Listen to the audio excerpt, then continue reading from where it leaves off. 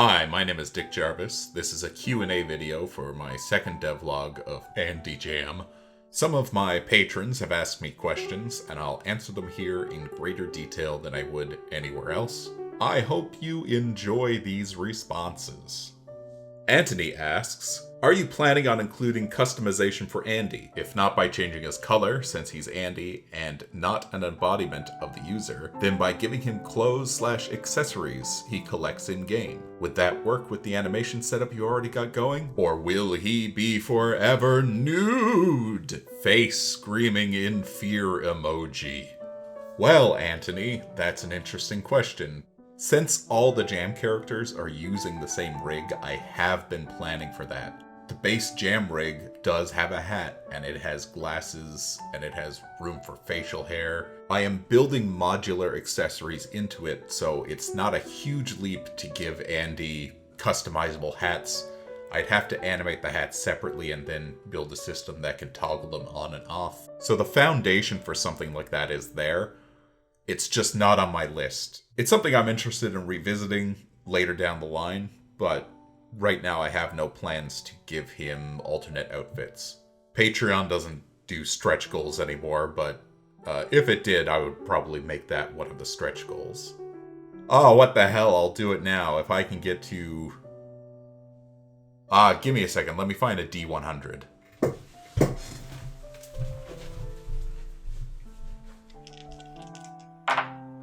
Okay, well there you go.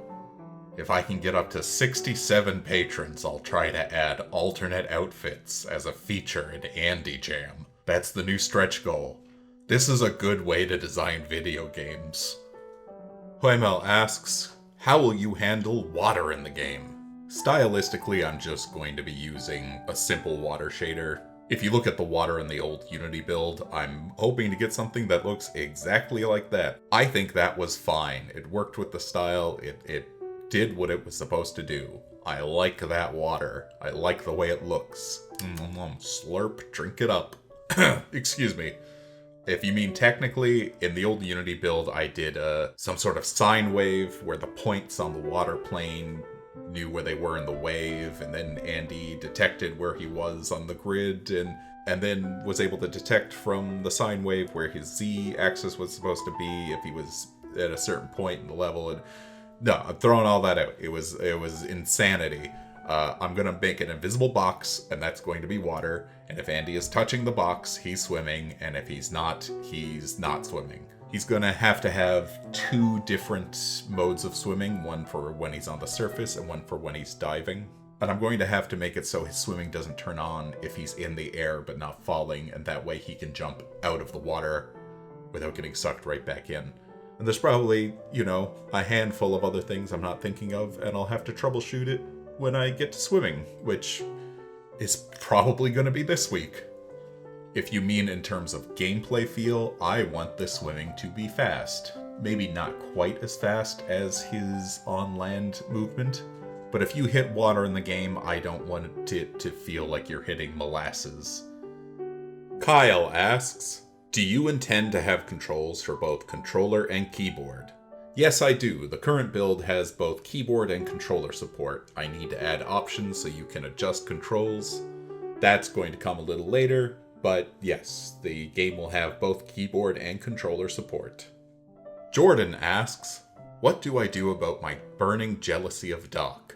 Should I funnel it into creative outlets or hit the gym and get swole? I would highly recommend funneling that jealousy into creative outlets. Hitting the gym for your own personal health is a great idea. I think you should also do that.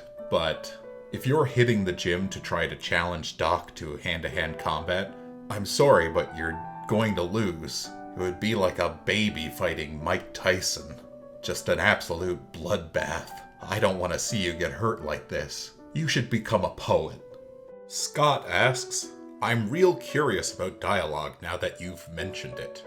You gonna fully voice it? Yakuza it, where there's like 4 different tiers of cutscene dialogue? Banjo/Undertale? Blah blah blah blah blah. There are a lot of jams.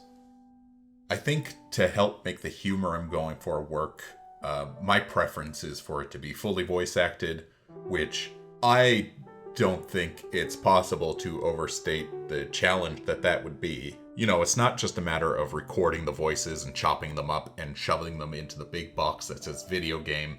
You need to create systems that call on those files, and you need to separate the ones from the cutscenes into the ones from gameplay and into the ones from casual conversations.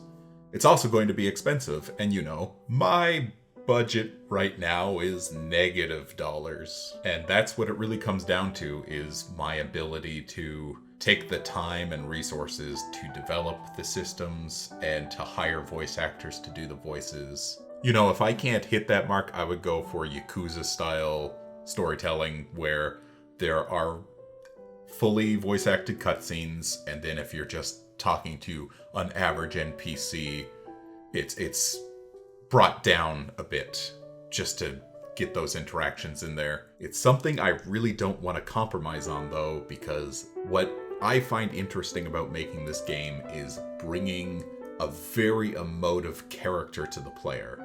Andy Jam can deliver dialogue, he can make different expressions. I put a lot of work into the rig, and I'm going to put more work into it, and I want to present it in a pretty cinematic way. When you're playing the Andy Jam game, I want it to feel like you're reading the Andy Jam comic. I think characters delivering dialogue is the right choice for this game. Leah asks, "Salutations, Dick Jar Jar Dicks Jarvis." Why? Salutations, Dick Jar Jar Dicks Jarvis. My inquiry is as follows. Do you have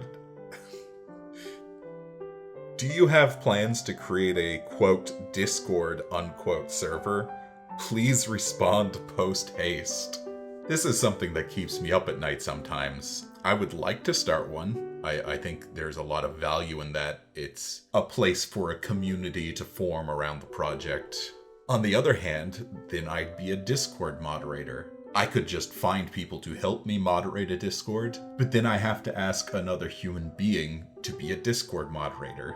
If I were to make one, I would make it for patrons. If I had a public one, I'd have to have moderators who weren't me, because I can't make a comic and a video game and devlogs and moderate a Discord server. I'm just not, I'd lose my mind, I'd die, my heart would stop. So we'll see what the future holds. I'm not saying no, but I'm saying maybe someday, if the conditions are right and there's other human beings willing to moderate it on my behalf, yes, I would absolutely open a Discord server for Andy Jam. Well, that's all the questions I have this month. I hope the answers were satisfactory. I hope you all enjoyed the videos, and I hope you have a great February. I hope your February is fan-februtastic. This is a nightmare ending.